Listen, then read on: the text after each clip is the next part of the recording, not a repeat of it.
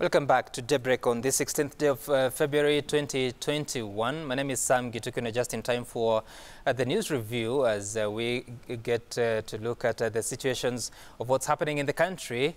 And I want to introduce the guest who is in studio, Gladys Wanga. Good morning. Morning, Sam. Where have you been? Happy New Year. Happy New Year, Sam. I've been in the village. Wow. And sometimes in Turkana, sometimes around and about. It's been 47 days of looking for you. Well, I'm back. I'm glad we found you. Back with a bang. Right. Now, yeah. Shortly we'll be joined by Senator Sylvia Kasanga, Senator Samson Churargei, and Commissioner Priscilla Nyokabi from the National Gender Inequality Commission. But before we do so, let's take a look at some of the stories making headlines in the two dailies, and you'll see the image of Yusuf Haji, the Senator of Garissa, the BBI Task Force Chair, who passed on yesterday and buried in the afternoon. Of course, very limited speeches that you had there. I will be looking at that in form of images and the voices. But first, Honorable Wanga, how do you remember Senator Haji? We've served with Senator Haji twice, both in the last parliament and this parliament. But despite being a very long-serving public servant, he was very, very humble and very, very approachable. And you know, you could ask him really just about anything, and you could approach him, and you could you know, get history from him. Mm-hmm. So I remember his humility, the humility with which he served, despite having held very, very senior positions. He didn't carry that with him, and mm-hmm. And when he was chairman of the Building Bridges Initiative, and as women, you know, we raised several issues. He was one of our biggest supporters on the gender issues, and now that the BBI has come out carrying so many gender issues, I think we owe him mm-hmm. the space that he gave us, the attention that he gave us, how much he tolerated our views. You know, sometimes were extreme, but he really still took them in, and we came out of the Building Bridges Initiative with quite a bit of gains, right, as women, and that, you know, is thanks to him to a very big extent. He gave us a whole morning at KICC to just present our views, because we went, you know, people were going one or two, but we went in a very big group. We had like mm-hmm. 18 or so presenters, you know. So, and he did give us the time and give us hearing. So let me just take this opportunity to pass my heartfelt condolences to his family, one of whom is so known to me, DPP Nurdin, mm-hmm. The rest of his family, and the people of Garissa County, on behalf of the people of Homa Bay. Mm-hmm. Yeah. Right, and before we can listen to the voices of the speakers at the funeral of Senator Haji, let's listen to one Senator Samson Churargei. Good morning, Senator, and of course he's been your colleague for the past, is it 3 or 4 years? What do you remember of him? Thank you, Sam, and good morning. On my own behalf and on behalf of the people of Nandi and my family, I want to express my deepest condolences to the people of Garissa, the family of my colleague and friend, Senator Yusuf Haji. Senator Yusuf Haji also coincidentally used to serve as our PC in the former larger Rift Valley province. He knew very well. I remember also when I hosted him during the Nandi County Assembly address when we were in Senate Mashinani in Wasingishu. Mm-hmm. And he was gracious enough to wake up very early and accompany, and he was patient the whole time we were there for almost up to afternoon. Secondly, he was a man who was measured but wise. He was also a man who was firm. I remember, maybe I can use one incident where senators were arrested and there was a special session and it was very stormy. And you know, he was our chairman of National Security, Foreign Relations and Defense. And you remember that time media could not access the meeting, and inside the meeting we had a very stormy meeting. But it was very firm. But later in the day, before we started afternoon session, he was gracious enough and very humble and came and apologized to us and told us you young men, you don't know how the government operates, and I apologize. I might have been very firm, but these things are very, and he was a very humble man. He was respectful. You could not believe that the Senator Yusuf Haji was, as my sister said, had a prolific career administrator, had served for many administrations, senior government positions, but he was very respectful to everyone, and he was a friend to all. Imagine people who are as young as we are. We used to interact with him, and my condolences to the family and DPP Haji, which we worked closely also when I was the chairman of JLAG. Right. And he was also very humble. And I think Senator Yusuf Haji will be remembered as one of the greatest sons that we have had as a country. Okay, all right, and of course I'll be introducing one Commissioner, Priscilla Nyokabi here. Well, I just did. Good morning. Let's listen to the voices of the people that spoke at the funeral of Senator Haji yesterday. Familia ya mzee Haji ambaye imepoteza baba, ndugu, bwana, lakini taifa la Kenya limepoteza kiongozi shujaa, kiongozi ambaye amesimamia haki za wananchi wa taifa hili letu la Kenya. I would like to take this opportunity to thank all of you, including the Fourth Estate, those of you who joined us in this difficult moment of grief. We have lost a great man, and I'm sure every time everybody has their own time, but we'll pray for the family. It's not easy at this particular time. He is known to have been very straightforward. He was just and humane. He was a man that spoke to the unity and the integrity of this nation. So for me, a big loss. For this nation, a big loss. May his soul rest in peace. Very humble man, someone who's never changed by wealth, somebody who's never changed by status, somebody who's transcended and nurtured very many young people to a position of responsibility. We are really saddened by his loss.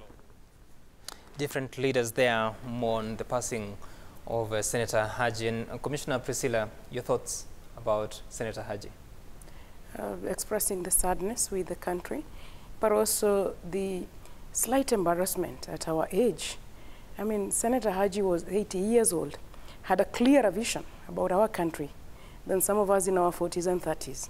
And that should be a lesson for us. It's sad that we are losing the most seasoned leaders that we have had. I had the pleasure of working with him as one of the BBI experts. He had a story for everything. He had a story, and I was really happy about his appreciation of gender equality. He, of course, when he was serving, 2/3 was not known. And he would say that often, that when he was PC, there was no 2/3. But even after that, he was still really, really one of the biggest champions that we had on gender equality.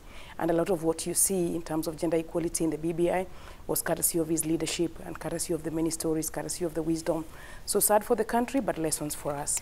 And lessons for the younger men. In fact, I just kept thinking how he is a much better person to debate 2/3 with than some of our age mates, you know, who are so anti-gender equality. And a man 80 years old has a clearer vision of the country and the role of men and women and the role of all communities, the pastoralists. He had stories about water, that if they woke up near water, they would think that they're in heaven. And I'm praying that God rests his soul in eternal peace near a source of water. Yeah. I know that you say lessons to the young people. I remember a friend of mine telling me that at some point there's a small mini market near the office around the roundabout, and he would go there to buy fruits and say that he's been sent by his wife. So when you talk about gender equality, then it begins to ring a bell. I hope that we are picking all these lessons as the younger generation. But also yesterday, apart from one Senator Haji, there was also a funeral for the former minister in both Moi government and Kibaki government, that is Mzee Simeon Nyachae, who was laid to rest yesterday. I don't know whether you have the voices ready to listen to what the leaders who spoke there was saying, but what are your thoughts about the new look? Well, let's listen to the voices first.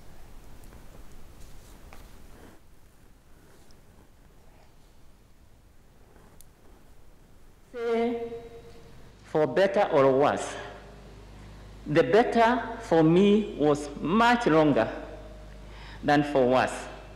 When it became necessary for me to serve him, I had no reservation. I thank God for having given you to me as my father. From you, I have learned much. You taught us by example to accord respect and dignity to everybody, irrespective of their socio-economic status. And what surprised me is that you even understood these ones of...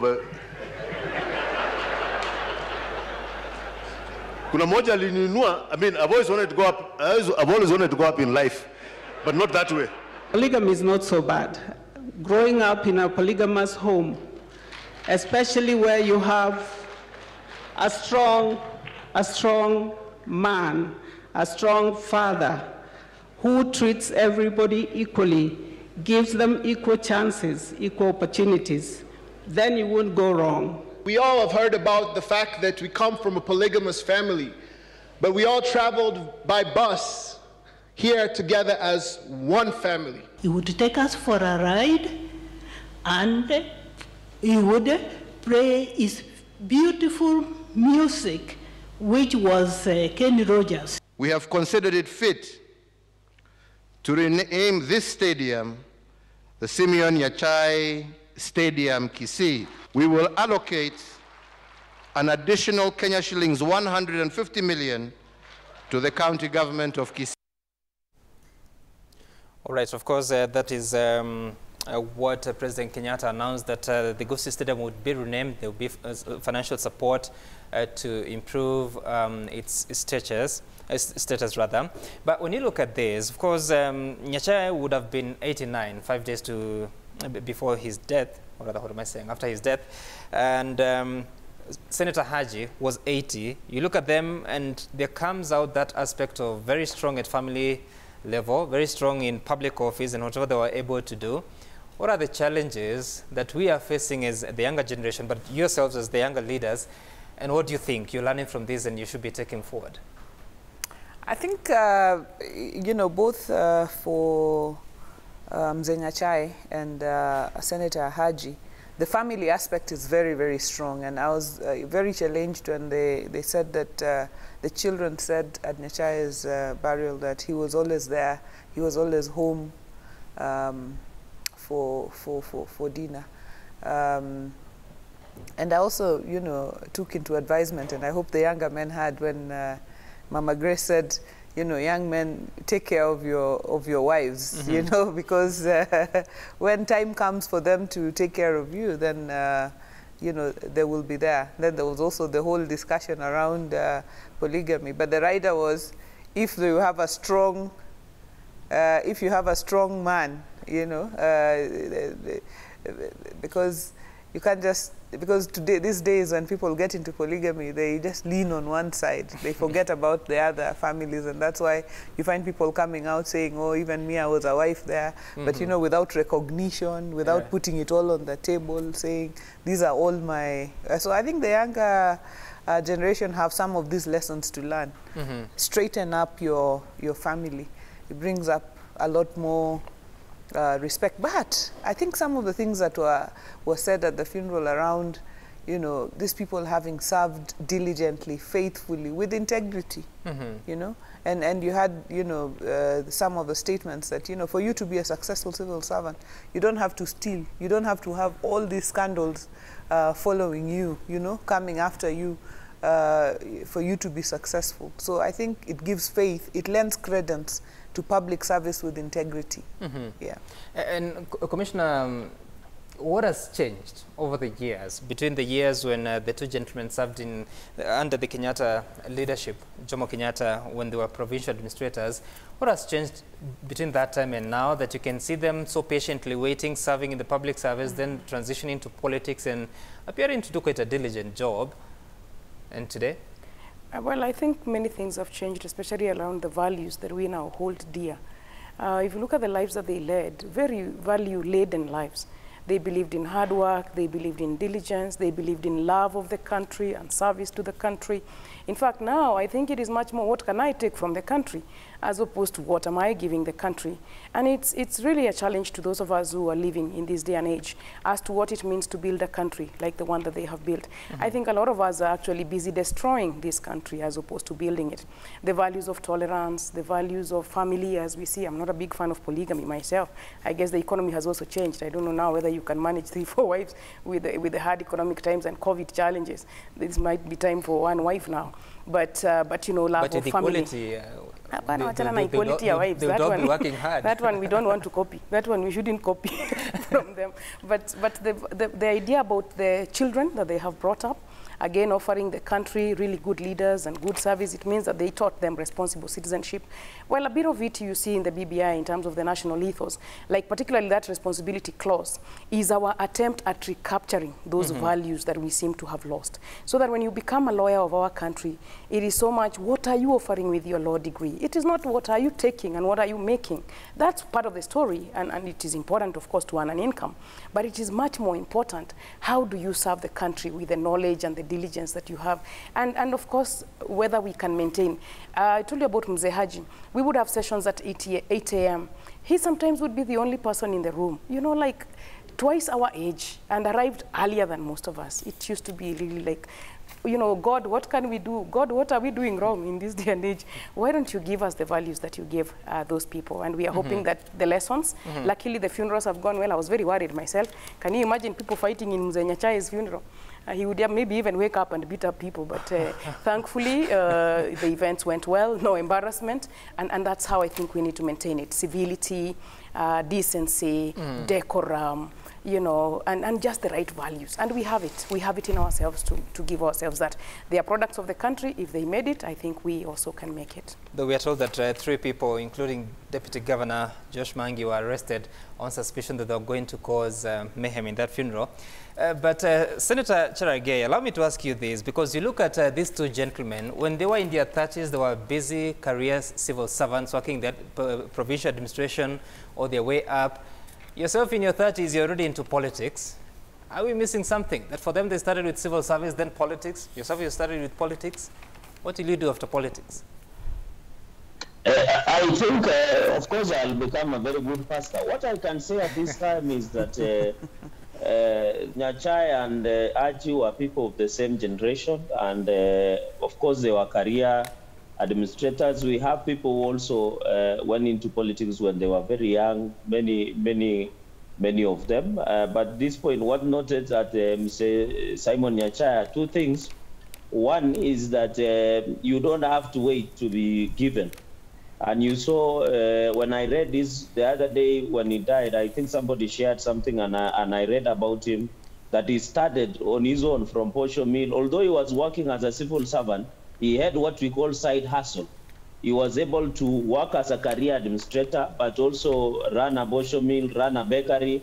And from there, he was able to build a serious and a consummate and acumen in business of serious magnitude of a serious empire. And I remember when we were young, there were companies that we used to listen to that are associated with him. So it means in life you don't have to wait until you are given, or you don't have to wait for your father to share wealth or what have you, but to be able to work hard on your own and create more. And I think that is the biggest lesson that we learned from him. Secondly, is interestingly, was a polygamous. He was a polygamous man, and personally, I come from polygamous family. My father had 2 wives. And I think what they said is very important, that you can take care of your family. And I think on a lighter note, one of the daughters said that polygamous is good, which was a very interesting observation. And I think she might need to address men's conference next year.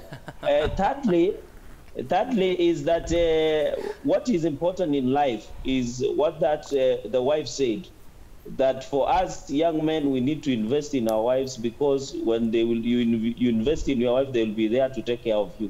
So I think for Simeon Nyachai is a man, apart from being politics, a career public servant, a serious business person. I think for us young people, we need to learn a lot from him, that you don't need to wait for anything, but you can go ahead and create more. And I think in life, it doesn't depend how you want to start it, whether you are, for us who are in leadership as young we are, for the many who are in leadership as old they are there. You remember Mzee Haji came into politics after retirement, but it depends on the calling that you have. It doesn't matter the number of years that you have, but the content that you have in those years. So for me, I think we learn a lot from the two sons, Senator Yusuf Haji and Senator Simeon Nyaja, and my condolences to the family of Nyachai. And we look forward that we will. I saw one of the grandsons, and I think they will, when they told us what their grandfather did for them or have trained them. For us, what is important, Sam, is that all these things does not matter, but the last line of defense is the family. Okay. If you, and I think he made a statement as I conclude, that you don't need to be successful in public life, but become a failure in your own family or private life. And I think that is the greatest lesson that we can learn from, say, Simon Echai. Right, and Commissioner, allow me to ask you this, because we're still waiting for Senator Sylvia Kasanga. But when you look at the sort of experience these two gentlemen had in the civil service, it sort of prepared them for the jobs that were to take up later. And it would appear that it informed the decision to have ministers or cabinet secretaries coming from outside the political circles, in a sense, technocrats over politicians. What do we need to do? Because today, talking of Honorable Wanga, I think yourself you were an advocate before you joined politics. Sure. There's the tendency to join politics as career politicians. Does it help to start with the civil service, understand the systems, then join politics, or how do you balance that? Well, I think that it's true that they had a long experience, but you also remember the times at the time. We were coming from the colonial government and on to now the African or the Kenyan government, Kenyan-led, and that is why they joined in their early 30s. 57 years after independence, that is no longer true. Now we have been running our own affairs. I personally don't really mind too much the getting onto politics from, you know, earlier on in our careers. What I think I mind most is what reasons, what perspectives, what values are driving our politics. And you know, politics is not supposed to be an empty field. Politics is supposed to be driven for resources, politics for equality, politics for nation building. That's my fear.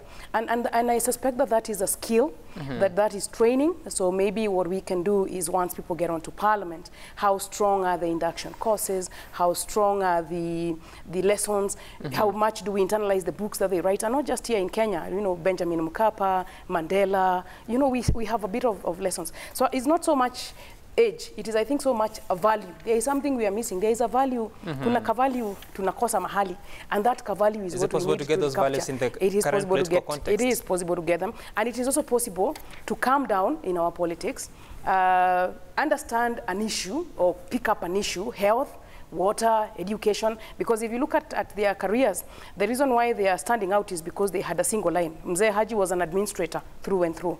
Mzee Nyachai was an entrepreneur through and through, you know, other than the public service. So I think that is what we are missing now. Where do you pick up an issue, run with that issue, change the country with that issue, and not be selfish? I think what is even killing us most is the selfishness. It is not about yourself. It is eventually about this country that we also have. And it is true that there are tribes, and they come from strong tribes, but also the balance between what you champion for your tribe and what you champion for your country. Okay, all right. I wish Senator Kasanga was available to speak to us, but we take a short break. On our return, we'll be talking about the journey that the BBI-sponsored constitutional amendment bill is taking in the counties. We know that Baringo, some of the MCAs in Baringo County filing a case in court to contest a vote that was taken on Thursday last week. We'll talk about that after the break. Stay tuned.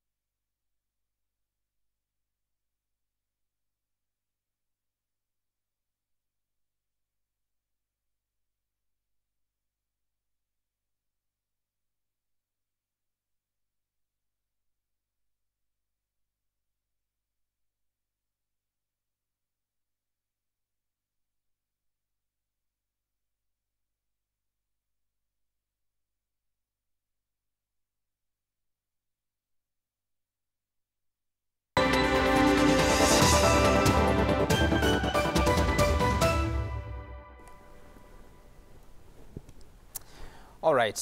Welcome back to Daybreak. It's now 8 minutes past 7 o'clock, and we want to focus on the journey that BBI has been taking. But could we listen to the voices of the members of County Assembly from KANU, the party, and I mean within Baringo County Assembly?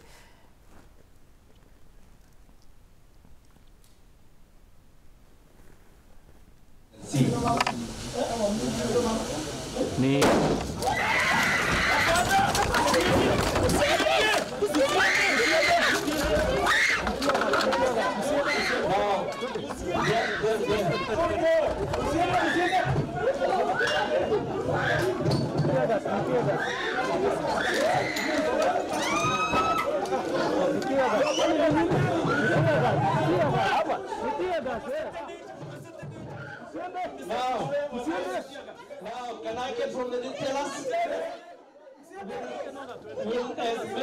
Where is the numbers?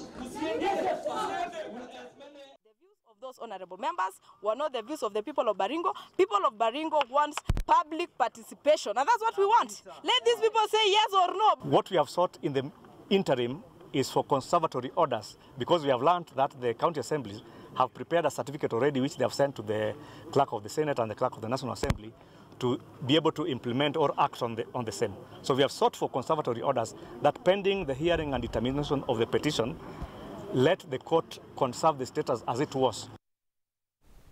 Right, so that's a section of members of County Assembly from Baringo County, majority of them from the KANU party, and they are contesting that decision on Thursday and the subsequent writing by the Speaker of that county, David Kiplagat, to the Speakers of the Senate and National Assembly, was sending the certificate of passage of the BBI-sponsored Constitutional Amendment Bill. And let me begin with you, Senator Sylvia Kasanga, because, of course, these incidents, you could have watched them. Now you are seeing the MCAs do not agree with the decision that was taken. But the bigger question has been the excuse in public participation. Yet there's nothing much you can do to the bill, actually almost nothing, apart from approving or rejecting. What is the place of public participation, involvement of the public when a county assembly is considering this bill and making a decision on it? Sam, good morning. Unfortunately,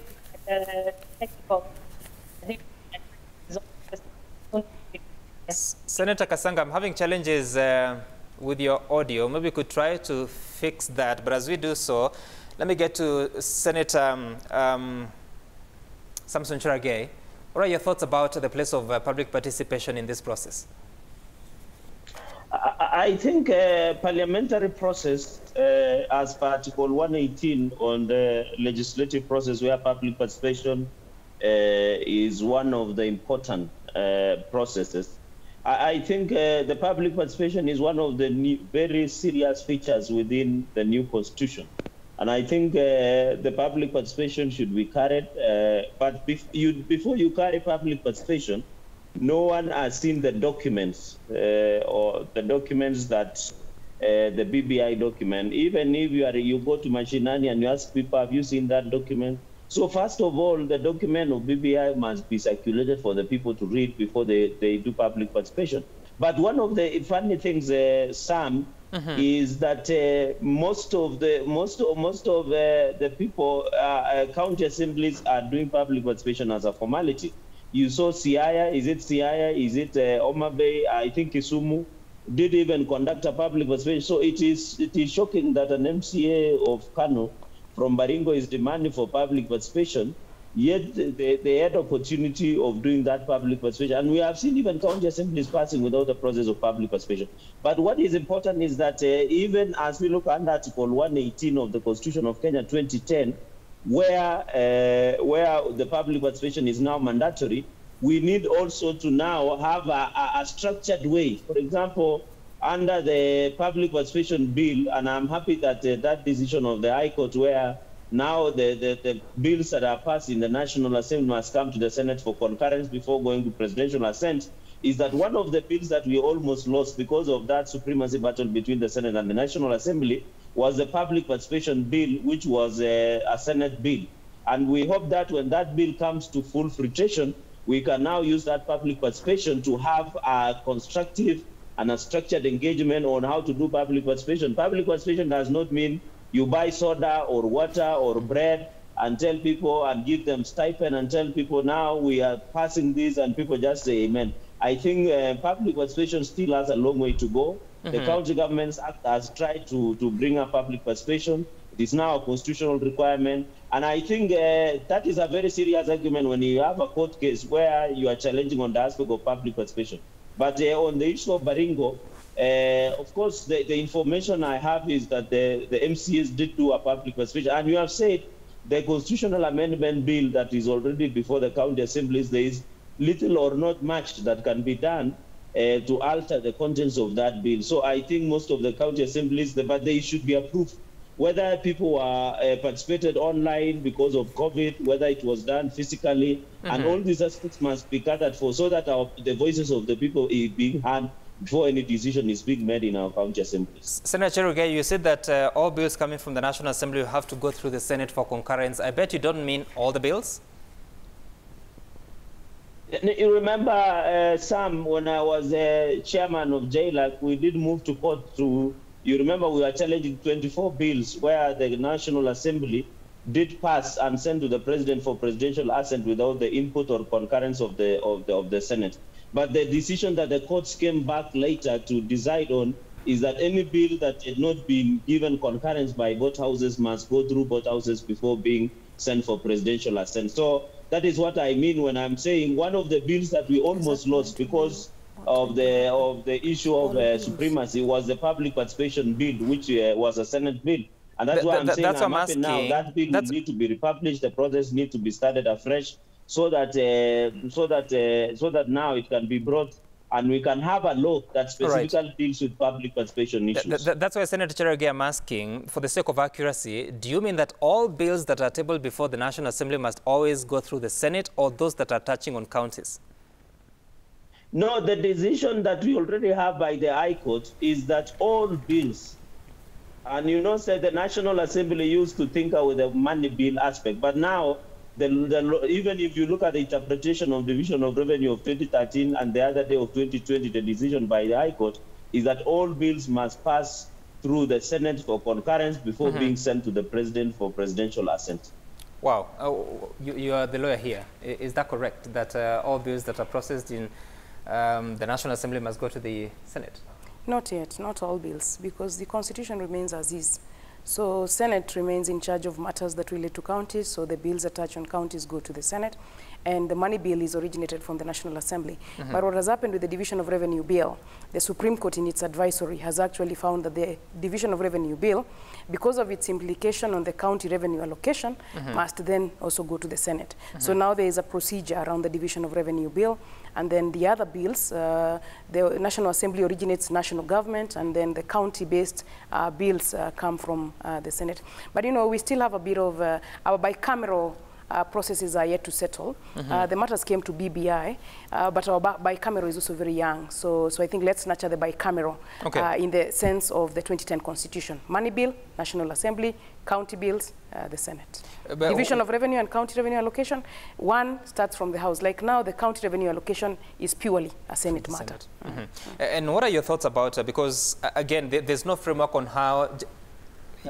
yes, Senator. My learned senior should be brought up to speed on the other day decision that the courts have already made on that matter. And I think he should look at our petition on challenging the 24 legislation and understand the principle behind it.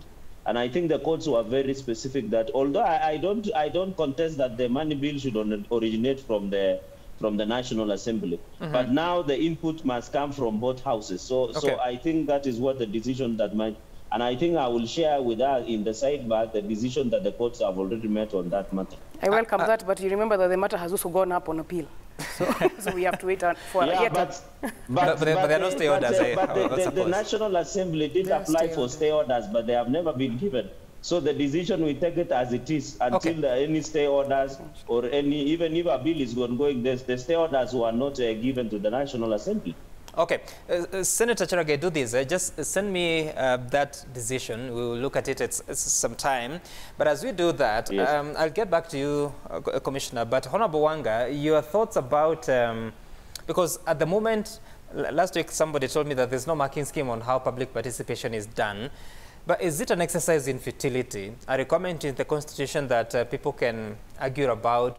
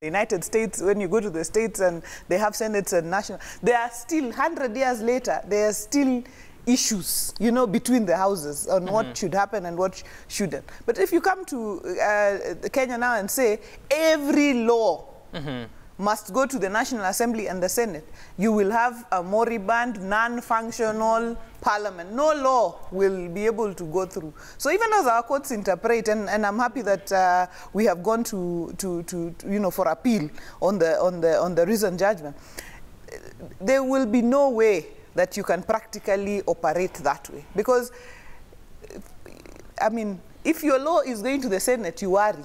If you have a law that's going through Senate, you worry. In fact, sometimes people remove any elements that make a law, you know, have something to do with counties, just so that it doesn't go. Because if it goes there, it will be another year before it comes back and probably goes to mediation. And the parliamentary 5-year term will end without you having an assented to law. So I think even our judiciary must take cognizance of what is practical. Okay, and Senator Sylvia Kasanga, for the first time now we're able to get you. I hope this is for real. But when the Constitution stipulates 90 days for county assemblies to consider such a bill as what is before them, what was the thinking? Is it that county assemblies can sit one afternoon, reject or approve such a bill? What should be happening? Senator Kasanga, can you hear me?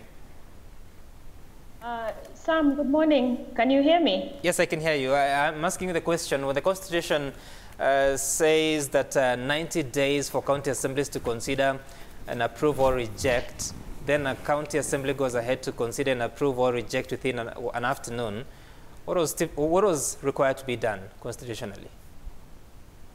All right, thank you and good morning, and sorry for the technical challenges that we've had. I think I've missed on quite a bit of the debate. Sure. Yeah, when it comes to the process of legislation in the county assembly as it is in parliament, 90 days is the window that you're given.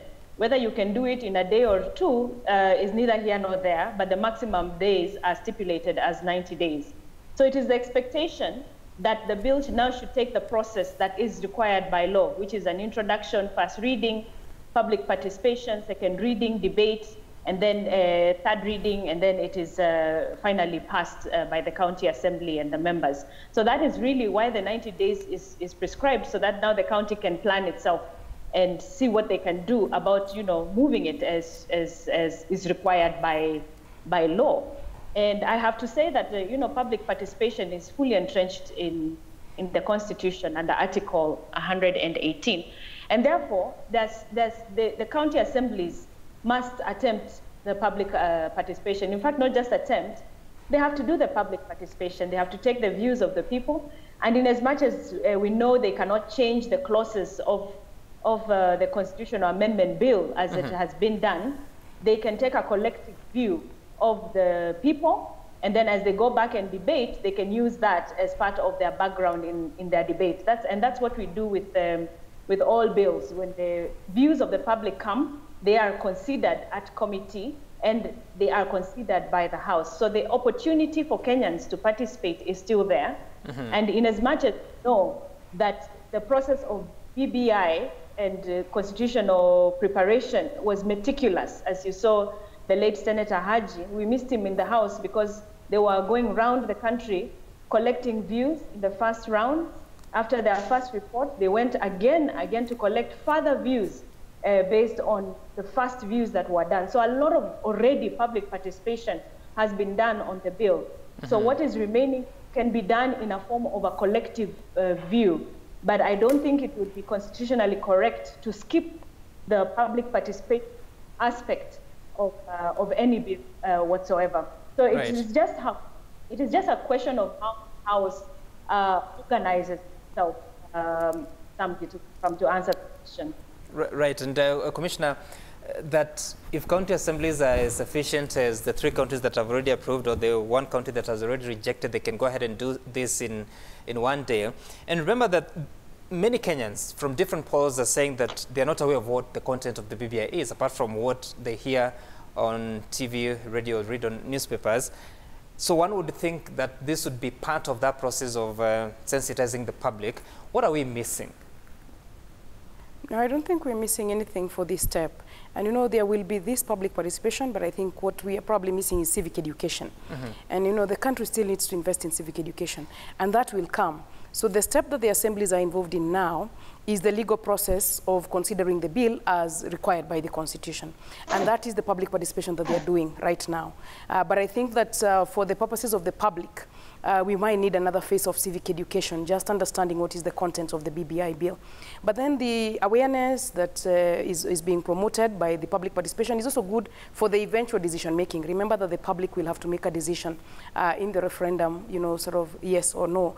So build up of processes. This is public participation as required for the legal process for the purposes of enacting or passing the bill. But then the promoters of the BBI, I think, are still working on a sort of robust program of civic education, because the legal process is not the political process. So forget what has happened with the political process. I think there is still a lot of value, and the Constitution is an important document. Remember, the BBI is implementing the 2010 Constitution, which people really know about.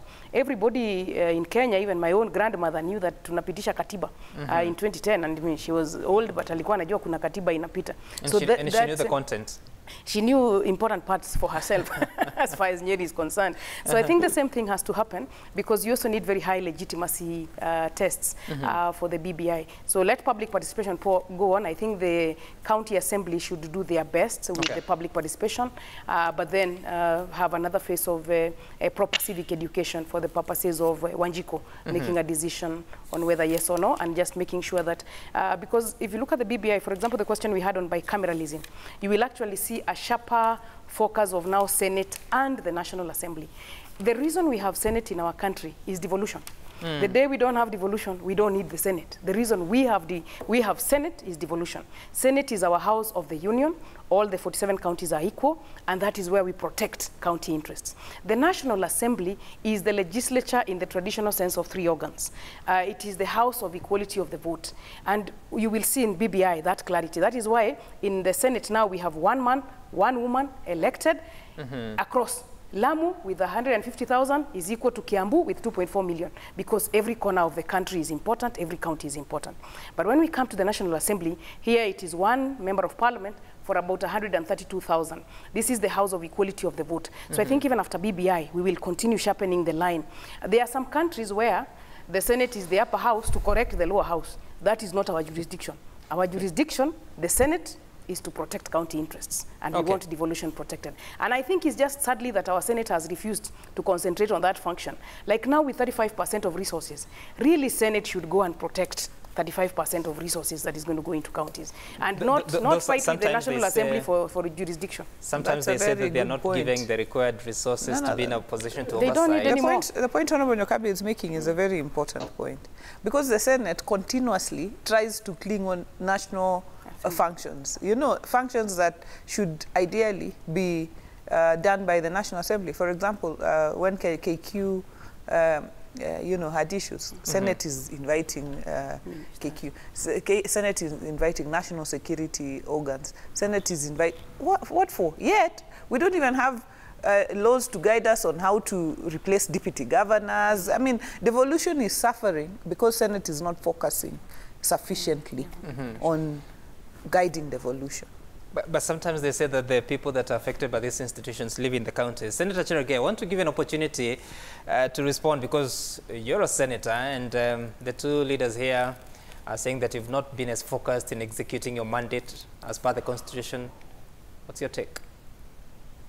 I didn't know that this debate would be reduced to supremacy battles between the National Assembly and the Senate. We have always ignored as the Senate unnecessary attacks from the lower house, that is the National Assembly, because the reading, and I would have expected my learned senior sister Priscilla to at least tell Kenyans that when you say, for example, issue of national security, if there is insecurity in Nandi, it is affecting counties, and the people who live there are affected by the county. So, for example, if we invite or summon the, say, national security organs, if you remember, there was a time that we wanted the governors to be part of the county security team, so that they are also, because if an insecurity incident happened, the first person the people will try and engage is a governor or even any elected leader. And that is why we say any things that happen within the counties also touch.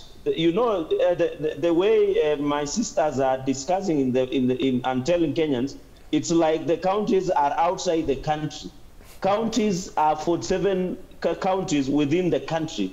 And even if you talk about, for example, the foreign relation aspect, we have Busia County, which shares the border between the Uganda and Kenya. If you are making a decision of foreign nature, or you are having a discussion around the foreign issues, shouldn't you involve counties, for example, like Busia, the same to Kajiado County? So I think those are hogwash and they are pedestrian talk, whether the Senate is not doing it. So, and I want to tell Gladys Wanga, I'm told that she wants to run for governor. I want to tell her that we have already made the law that how she can replace her deputy governor.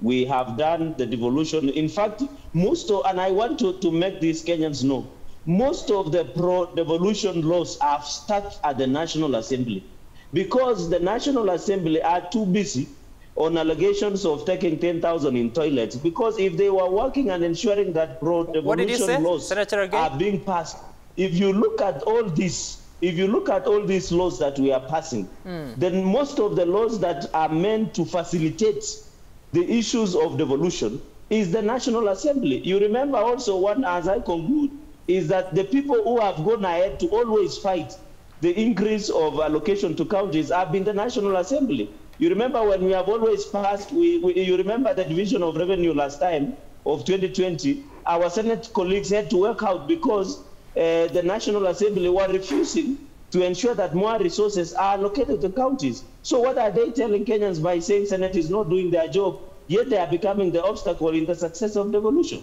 Okay, Senator Cherargei, we may not finish that battle in this session. So let's make progress and talk about the next topic, and start by listening to the top two leaders in the country on how they are seeing things differently, starting off with the question of BBI.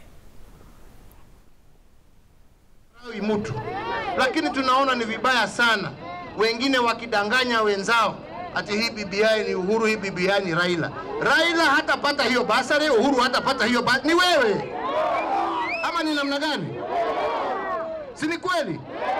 Lakini yule na yule anakuja kukusomea wewe, kataa. Muulize wewe mtoto wako anasoma wapi? Muulize wewe mtoto wako anaenda hospitali wapi? Muulize wewe mtoto wako amewahi kukanyanga matope pahali? Hakuna. Lakini anawaambia ni madynasty na mahasala. Kuna story kama hiyo jamani, msidanganywe. There is no contest between me and my boss, the President of Kenya. Him and me went to look for votes across the nation. We shared an agenda. We shared a vision. We shared a plan. We shared a manifesto that brought the Jubilee administration into being. Right, and Senator Kasanga, I want to begin with you and talk about this question, because we've seen the contestation at the top for quite a bit of weeks now, but the past 1 week has been, so to speak, one that has been very clear that the lines are drawn. But obviously, even the Deputy President has been dared to quit if he is dissatisfied, but he says that he'll stick there because his office is constitutional and he's protected by the Constitution. What have we come to, and what do you think is possible going forward at a time that we are 17 months to the general election? Sam, I hope I hear your question right, but I'll try and answer it as much as possible. And before even I speak of the BBI issue, I'm glad that it's away from the debate between Senate and National Assembly, because that is really a thorn. And to be Kenyans have denied a lot of bills because they move from Senate and they go to National Assembly and they are declared bills without the constitutional requirement, and it has really caused Senate and senators, legislators, to be able to do their mandate is required. And as part of the Cherargei, the courts are seeing this, and we're actually looking at these bills, the light. But when it comes to the discourse of PI and the president and the president, my point is that at some point the two have to come together. At some point we need support of the deputy president when it comes to BBI, because really the genesis of BBI was to put the country together at a time when the country was really apart. And keep forgetting where this handshake came from. And the spirit of the handshake was to bring in the opposition, which had completely taken, if you remember, in 20. And then again, let us also remember the conversation on BBI has been happening since 2018, or bringing all Kenyans together. The late Senator Haji went round for many months, trying to bring all Kenyans' views together, and they were brought together in the BBI report, which was finally made into an amendment bill, as well as administrative and policy interventions to help Kenyans move forward and not go back to where we saw ourselves in 2017, which is what we should be running away from. So my take is that as we go into the next political cycle, 2021, 2022 politics, I think it is important we reflect. I think it is important that we reflect that the DP needs to come on board the BBI ship, because that is what it was meant to be. And it is not in any way derailing from where the president wants to go. And I think it is time Kenyans and our leaders, really, we steer the country in the right way. And the right way would be where we came from, in the agreement that this conversation was necessary, you know, to quell the issues that Kenyans have and bring us back together again, Sam. And Sam, I have a bit of noise in my background, and I think next time I'll just have to come to studio, because I think there's more advantage being in studio in expressing myself. Today has been quite a challenge. Senator Kasanga, so sorry about that. I feel your pain. We'll see how Senator Cherargei can help you, but also you're welcome to studio next time. But stay on as we continue this conversation. Let's listen to what the Deputy President and a host of other leaders said over the weekend about this conversation and how it impacts on the 2022 cycle.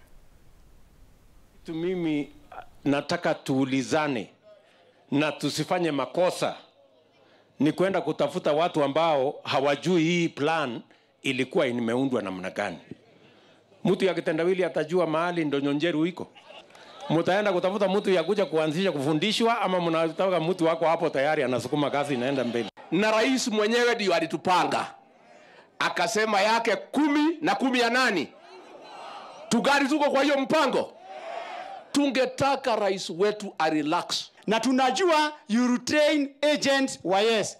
Hamuta train agents wa no.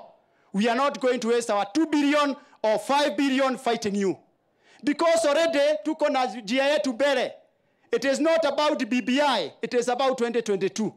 Mimi nataka nimwambie bwana kitendawili, wewe uamue. Hauwezi kuwa unasema uko na sisi na huku unasema ya kwamba serikali hii haijafanya kazi yoyote. So let me ask, I mean, who's fooling who here? Because the Deputy President is talking about Raila Odinga. You're saying that you're with us, but now you're accusing the government of not doing as it should. On the other hand, you hear the President accusing the Deputy President of speaking from both sides of the mouth. Where is the truth, and where does it take us in as far as the execution of the Jubilee mandate, which expires in August 2022? I think the person who takes Kenyans for fools is William Ruto. Why? One, the president is very clear in his statement. He said, you cannot say you're with me and at the same time you insult me on a day-to-day basis. You cannot say you are my deputy, and as you heard William Ruto saying that we shared a manifesto, which means he's also speaking in the past, in past tense, because if it was still current, he would have said we share.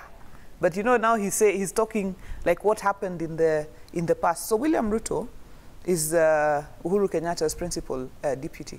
But if you look at, for example, take the rally that happened in the coast, where speaker after speaker came and bashed and insulted the president in no uncertain terms, and he did not even rebut them. And he wants us to believe that they are still, that he is still that principal assistant that he is supposed to be. And me, I want to agree with what the president said. And I'm not in Jubilee, I'm an ODM MP, and I'm just speaking as somebody who's observing from the outside. Because, you know, when Uhuru and Ruto were saying Dani, it was their own arrangement. But speaking as somebody who's observing what's happening, you can't have your cake and eat it. So the deputy president has to make the decision as to whether he will align with the government's agenda and he will act as the principal assistant to the president that he is, or give room, as the president said, for others who want to align to that agenda. But then the easiest target, the boogeyman, is Raila Odinga. Every day he will say, you know, Raila has to say whether he's with us. Raila Odinga is not in the government. There was a handshake, yes, between the president and Right Honorable Raila Odinga, but the handshake is very clear as to the issues that, you know, are supposed to be addressed for the country. We do not have cabinet secretaries who are members of ODM sitting in the Jubilee government. So you cannot keep using Raila Odinga as a boogeyman to try and say, you know, he's the cause of the problems, he's the one that is causing problems in Jubilee or dividing Jubilee. Jubilee, as it were, the person who wrecked Jubilee as we knew it is the deputy president. How? When the president said, let us not speak about 2022. Let us focus on delivering on our agenda to the people. He went ahead. Since 2018, by the way, he's been in 2022. He's been campaigning continuously, despite the president directing otherwise. So the person who has ruined Jubilee as we knew it is the deputy president. And the reason you can see he ruined it is because he was forming the Udaku party, a party of his own. UDA. Is it UDA or Udaku? It's UDA, United UDA Development or Udaku Alliance. How is that Udaku? Well, I don't know much about it. I just see people carrying 16th century tools. Wow. Let's listen to what the president said about the succession of 2022. Nia yangu ni kuhakikisha ya kwamba wale ambao wataendelea hawatakuwa watu ya kunyanyasa na kuibia wananchi. Ama ni namna gani wenzangu? Nia yangu ni kuhakikisha ya kwamba wale ambao wataendelea watakuwa na hiyo roho ya kuunganisha Wakenya, sio kuwaganya Wakenya. Namna gani bwana? Alafu unakuja unasema hapana, sisi ndio tunajua shida ya vijana. Nitakupatia wheelbarrow. Nani alikwambia kijana anataka wheelbarrow? Anataka kazi. All right, that's President Kenyatta. And Commissioner Priscilla, so when will you see the end of this? Because when you see both leaders not able to talk to each other and now speaking to the public gallery, what does it tell us about even the political formations that may come in 2022 of people that will sell such a great vision to the country, but then again, over the years, after several years, they're not able to work together? Well, I think that the practice of politics is just that. You know, what we are seeing is actually the practice of politics. My own concern is on institutions. You know, how much are we spending time on strengthening institutions? The presidency is an institution between the president and the deputy president. So it's true that the 2010 constitution brought in that arrangement. We still have a bit of work around that institution. The one that we just had earlier for the bicameral National Assembly and Senate, what we spoke about, the leaders that have left us, Mzee Haji and Mzee Nyachai. I think the idea is not so much what the individuals do. I think what should concern us most is what are we doing to the country and what do the institutions stand for. And the reason I'm happy about this is, for example, the conversation that why don't we separate BBI from 2022? Because we will definitely have succession. Why don't we first deal with building a stronger house, a stable house for all of us, a more, you know, sort of inclusive house, as it were. And for somebody like me who's been a big believer in the 2010 constitution, I would actually want the three leaders, the president, the prime minister, and the deputy president, to put their minds on the BBI process. 2022 will come, and this is actually what we are trying to run away from. We can't have politics from year 1 to year 5. We are messing our economy. We are letting ourselves down. Can we focus on the task at hand, which is BBI, which is implementing what is in 2010 constitution, especially for us in 2/3. You know, our gains are just about to come. So when we see the battles between the three leaders, we get a bit worried because now we are missing the point. The point now is BBI. And then next year is an election year. We will then know between Barbara and the DP and anybody. And you know, sometimes even you can assume these are the candidates. Our country has had surprises. This might not even be the only candidates we're going to have. But for now, for the three leaders, can we please lead the country into a moment of stability, a moment of Article 43 rights, a moment of gender inclusion, a moment of youth issues? Can we have that moment between now and 2022? And then next year, wanaume wataonana tu. But not this year. Kuna haja ya kuonana sahi. Sahi wanaume na wanawake ni ukweli. You see, my friend is already amejitayarisha kuonana na wanaume. Watu wataonana, lakini sio sahi. Sahi wacha tu focus na the process at hand, which is a legal process. Alafu baadaye tutaingia kwa uchaguzi. And you know this heightened tension is just going to, again, the same problems we've had. You know, this environment is becoming the environment of 2005. And you see what the environment of 2005 did to the country in 2007. So this environment must be cleaned up very quickly. And if the President, Baba and the DP can do that, the better for the country. Okay, and I want us to transition to the topic of who else is in the race. But before we do that, Senator Cherargei, so what does this mean? From what you know, is the President and his deputy able to work together? Do they talk? And when they talk, what do they talk about? One quick issue before I answer you is that I've seen my sister Gladys Wanga talking about that ODM is not in government. I want to remind her when President Uhuru Kenyatta visited Kisumu for the first time during the launching of interchange that in Awasi headed to Kisii, he said Raila Odinga is in ndani ya serikali. And secondly, Gladys Wanga is a chairperson of finance and planning, courtesy of Jubilee. So I think it is the right time that the ODM choose whether to be in government or not. And secondly, it is the same ODM that led our president abandon his Big Four agenda for the BPI and the handshake. And that is why the president nowadays is bitter, hungry, and desperate, because he has realized he has only 18 months and he is yet to deliver on legacy projects as a country. I think for President Uhuru Kenyatta and William Ruto, I think the way the deputy president has been treated with contempt and disregard and being harassed and intimidated and blackmailed has shown that there is no respect towards the deputy president. And you remember the president showed the signs in 2018 by issuing Executive Order number 1, where the issues of coordination and functions of national government was taken from the office of the deputy president and given to the minister in charge of interior. So that is a clear indication that the president was no longer interested in working with His Excellency the deputy president. And you heard in Isiolo, the deputy president said he does not have a contestation between him and the boss. And I think that is very important, and he respects the boss. But you have seen the president time and again trying in all forms and intention, using state machinery, harassing and intimidating some of us because of just simple. You saw the deputy governor Joash Mahangi and Silvana Osoro being just arrested. But honestly, Senator Cherargei, so I think as a just country, a moment, Senator, I didn't ask about that. The three top leaders must. I know the politics is high octane, but the aspect that the deputy president has shown his reservations towards the BPI is for the betterment of Kenyans, and that is why we have always said, bring referendum, bring the BPI through a multiple action. Finally, Sam, is the president said he will not hand over the country. I want to kindly remind our good president and my party leader that he does not have any role in handing over of the power of this country.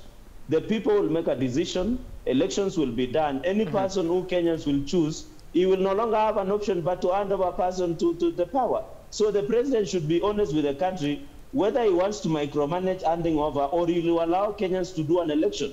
And I think the proper way is to allow Kenyans to elect the leader they want, the president they want. Okay, Senator, we need to make progress. Power as upon the decision by Kenyans. It is not his prerogative. Okay, Senator Cherargei, I don't want us to make progress, but before you do so, I asked you a question. Does the president and the deputy, do they speak? As of now, you can tell for yourself, the writing is on the wall. They say no, yes or no.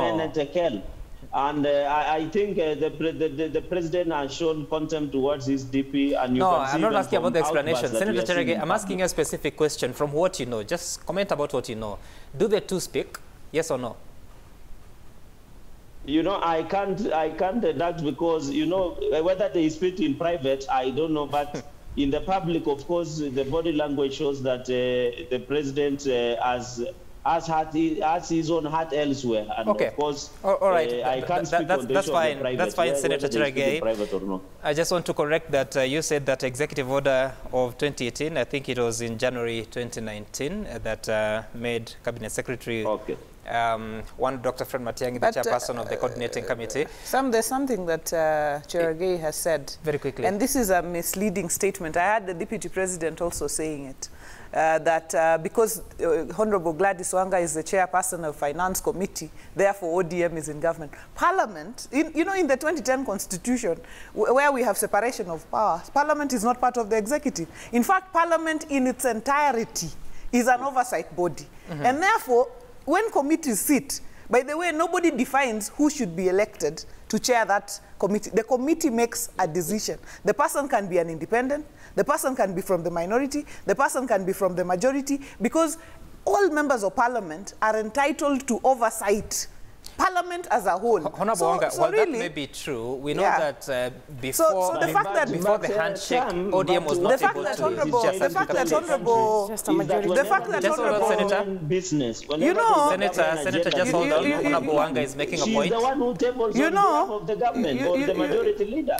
So what is she telling the country? Because she is the one. Let me just make this. Let me just make this very clear. Senator Gay, we'll all have enough time to speak. Okay, Honorable Wanga, please. You know, this is the problem of you know, Senator Gerard Gay and his lot. They don't give people a chance to make, especially if the point is true, they don't want you to say it, so they heckle in the process. So let me just make the point I was making. When we moved from our old constitution to the 2010 constitution, why did we change the titles from leader of opposition to leader of minority and leader of majority? The reason is there was now only a minority and a majority in parliament, but all of us joined together to be able to oversight the executive.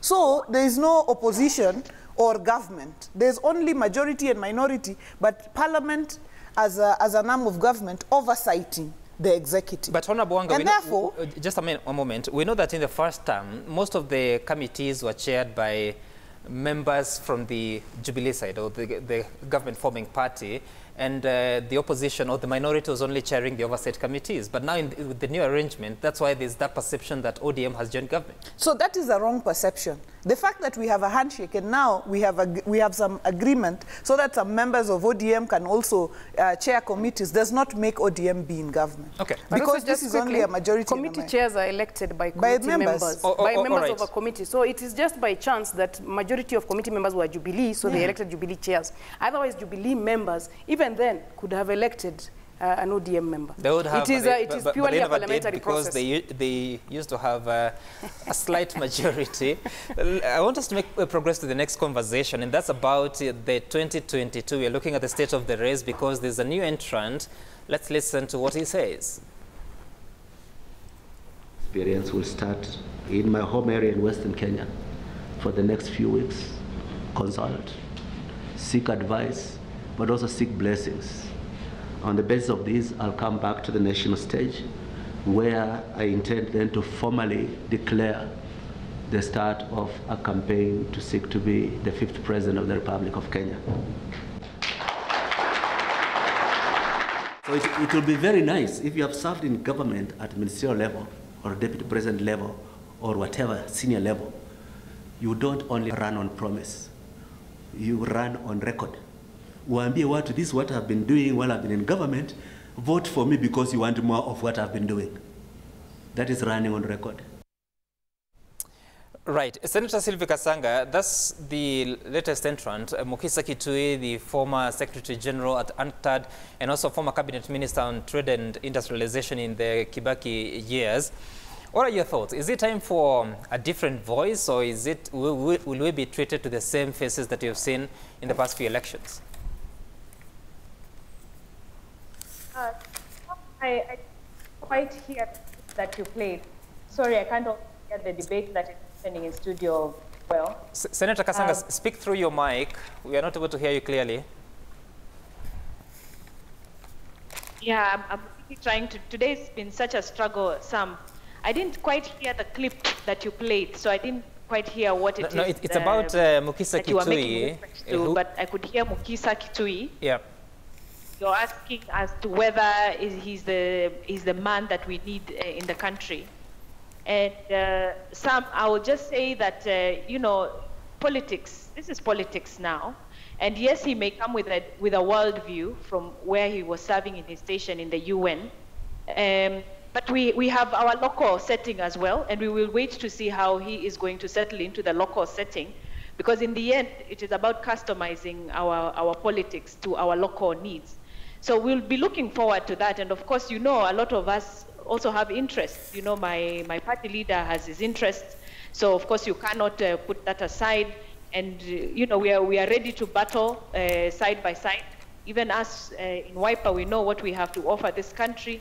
We are leaders who work and we don't steal. Kazi bila wizi is our motto, is our platform.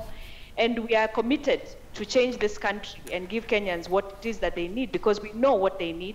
And we are ready to have that platform so that we can demonstrate to Kenyans what also needs to be done. So it's an open field. He's welcome, of course, to bring what he has. And it is now our duty as leaders to convince Kenyans that who is the better leader. So that's what I can say, Sam. All right. Thank you. All right. And Commissioner, in the country's how many years? 58 years of self-rule, there has only been 4 gentlemen. Sure. Unfortunately, there's no equality. There are 4 men who have been presidents.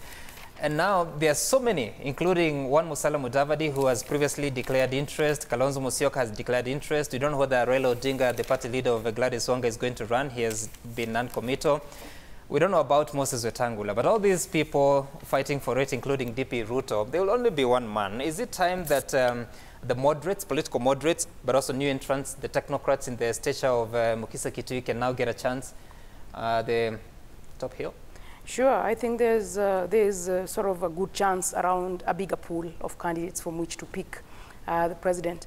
My only worry is that we needed to prepare the succession first, and that is why all of these leaders need to first hold their horses. We first do BBI, because BBI is a tool of preparing succession. And then in 2022, then get into that succession battle. We are actually also hoping women will come out, that it is just not an all male field. But part of the reason why there is attraction to the top of 5 is that in the top of 5, you then have better skills, you have better regional balance, you have actually better gender balance. And so it is really, really important that we first prepare the framework for succession before we go into the succession. There is really no reason for these leaders to bolt to 2022. This is 2021. Let us deal with the platform that we have of BBI, and then in 2022, let the men and women who think that they can lead our country come out and convince us on their proposals. We are very, very close, honestly, to achieving it as a country. We are very close. In fact, we are that student who is an A student but keeps getting a C, because we just don't work hard enough. Now this is our time to work hard enough, and we are going to need men and women who then are going to transform us from the C student to the A student that we are here in Africa. But in the first succession platform, kwanza tumalize na hii bill ya BBI. After bill ya BBI, mimi am not ready to consider a candidate ambaye haja support BBI. After BBI, then tukuje tuongee hiyo mambo ya 2022. Honorable Wanga, are we just witnessing political posturing and positioning, or are we likely to see these people going all the way to the presidential ballot, or are they just trading their CVs to see what position they can take, if at all there will be the 5 positions? Well, we wait and see. I mean, Mukisa has just said he's interested, so we wait and see how it goes. But I want to associate with the comments made by Honorable Nyokabi. And there's a very important point that part of the reason the 2010 Constitution, struggled is some of the people on whose hands it landed for implementation did not support it. And top on that list is William Ruto. He opposed this constitution. But it was his democratic right to oppose. Of course, it was his democratic right. So the point I'm making is, even right now, it is his democratic right to oppose the BBI constitution. But what Kenyans should look out for, and that I want to associate with, is the BBI constitution, when it passes, should not be left in the hands for implementation of people who have vehemently opposed it. So, and that is why I want to agree. Let's focus on BBI. ODM as a party, right now, we have put out an advert for those who want to run for the presidency on an ODM ticket. ODM is a political party interested in capturing power next year. But for now, our focus, I don't know, I haven't checked, but for now, our focus is on the BBI. Right. How do we have a country? Because what we've been saying is, you've been saying since 2018 that you want to be president, but you president of which country? Of a torn apart country, of people who are divided. Let us make the country into one. Let us have a safe environment, and then we can go to 2022. But we will not give the BBI constitution to people who opposed it. Okay. Senator Cherargei, Jenga Kungu Paul on Twitter is saying that, is Senator Cherargei planning to resign and become a pastor, or does he have a time frame for which he will serve as a senator? I remember you said that you will be passed after politics, but it appears that your candidate might actually be denied that opportunity. Do you believe this, that because he doesn't support BBI or he doesn't appear to support the BBI, he might be denied the chance to lead the country? You know, sometimes I almost laugh too loudly because of what Gladys is saying. Because in 2005, Raila Odinga opposed the constitution then, and so there are many people who have already opposed the constitution, and it is their democratic right. And then number two, she is saying that the people who have been implementing the current 2010 constitution did oppose in 2010. You know, I think the lie by ODM and other people who oppose the deputy president is that they have built a narrative as if they are made look like the CEO of Kenya is the president of Kenya is William Ruto. Of course, they should be patient. That will be after 22. But they are not telling the Kenyans that the person in charge of implementing the constitution from 2010 was His Excellency Uhuru Kenyatta. So I don't know why should they every time, and yet they know very well that William Ruto is the principal assistant of President Uhuru Kenyatta. And the person who was midwifing the implementation of 2010 constitution is President Uhuru Kenyatta. So on the issue of whether the deputy president opposes the constitution, the BBI, is that the deputy president has expressed reservation. The deputy president can speak for himself, and I can tell you, he said that if the BBI should go to a referendum, then Kenyans must be given opportunity to pick and choose what suits for them. Okay. And I think that the issue of whether the person who should come and implement post-BBI, if it passes or not, should not be a concern for the country, because this is as institutions. If there is an institution implementation, whether you have any person, including DP becoming the president, any institutions that are there, and I request that since my learned senior sister there is there, I should assist Gladys, that when you become a president and there are certain things that the constitution mandates you to do, you don't have an option, you must implement it. Okay. And I think as a country, let us divorce, and you know the problem that we have with BBI and handshake is that Senator, the BBI and handshake has been tailor-made in such a way that to appear that it is the baby of ODM and Raila Odinga, they invigorated themselves to run for 2022 election. And you can see from the statement that the BBI is crafted in such a way that it should be owned by an individual as opposed to Senator be owned Samson by Cherargei, I think I've heard that before. Let's take a look at the feedback. And Mtuimarake anasema, if the president wanted politicians to focus on development, why did he abandon the Big Four agenda and brought us BBI? He didn't abandon the Big Four agenda. That is not true. The president continues to implement the Big Four agenda as he's chewing, as he's scaling the stairs. Okay, all right. Engineer Lazaro, I don't support MCA's...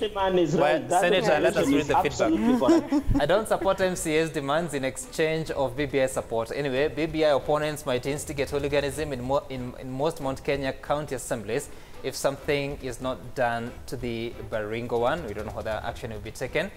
If William Ruto means that what he says, there's no competition between him and his boss, then he should listen to his boss on matters BBI, uniting Kenya, stopping politicking, to back State House Kenya to achieve the country's agenda for development. That is Jenga. Then Tony, you're saying, in any normal society, even parents and children disagree from time to time. The same way with Uhuruto differing in opinions doesn't mean we cannot be friends or I don't respect you.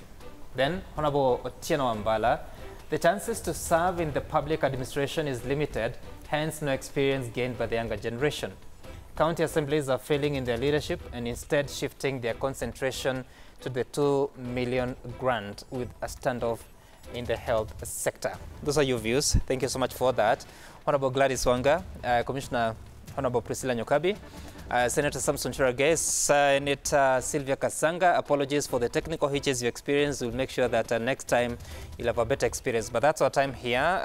Willis Raburu is up next. He'll be telling you what the focus is on matters social, so stay tuned to that. You can tweet him at Citizen TV, at Citizen TV Kenya, at Willis Raburu.